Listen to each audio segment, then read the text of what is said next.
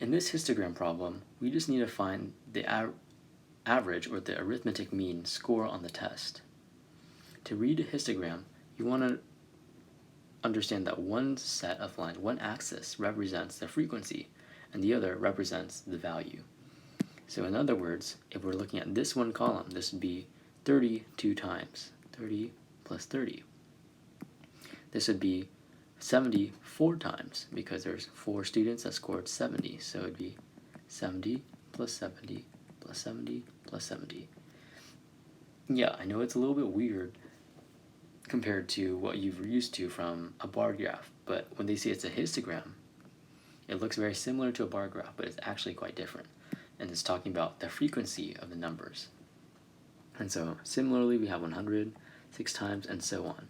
So you can see that I'm going to be writing a lot of different values. So another way of doing it faster would be 30 times 2 plus 70 times 4 plus 100 times 6 plus 80 times 5 and 40 times 3. And you can see that I'm doing this just to be faster, and I'm adding them because that's the first step to solving the average. And then the other part of the average is dividing it over the total number. And the total number of students is 2 plus 4 plus 5 plus 3. That's 20 total students.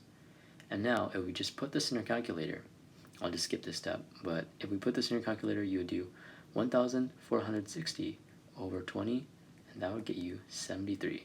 So the average score on the test would be 73.